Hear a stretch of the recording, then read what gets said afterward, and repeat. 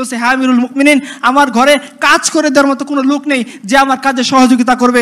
সকাল থেকে ফজরের পরে ইশরাক করার পর কিছু সময় আমি সারাদিনের রান্না বান্না যা আছে সব কিছু নিজে করি, এরপরে বের হই, এই জন্য তারা আমাকে দেখার জন্য সময় মিলাইতে পারে না। বলছে মাসে যে একদিন লেট করে আসো, জুমার জন্য লেট হয়। বলছে হ্যাঁ আমিরুল মুমিনিন, আমার একটা মাত্র কাপড়, এই কাপড়কে মাসের একটা দিন আমি ধুই, যেদিন ধুই শুকাইতে দেরি হয়, এই জন্য বের হইতে দেরি হয়। বলছে রাতের বেলা কেন মানুষকে সাক্ষাৎ দিতে চাও না? বলছে হে আমিরুল মুমিনিন, দিনের বেলা আপনার যে দায়িত্ব সেটা আমি পালন করি, আর রাতটুকু আমি আমার রবকে দেই। বলছে হে তুমি যে মাঝে মাঝে অজ্ঞান হয়ে যাও, তোমার কি মৃগের রোগী আছে? বলছে না না না, আমার মৃগের রোগ নাই।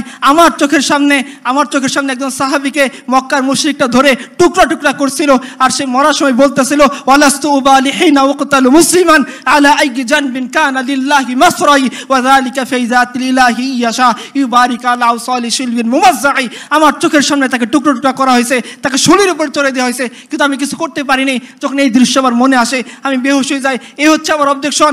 দেখেন আপনারা এই ধরনের রাষ্ট্রপ্রধান চান না ওই ধরনের রাষ্ট্রপ্রধান চান যা মানুষের উপর জুলুম করে, মানুষের উপর অত্যাচার করে, মানুষের সম্পদ লুণ্ঠন করে, মানুষের জনজীবনকে বিপর্যস্ত করে?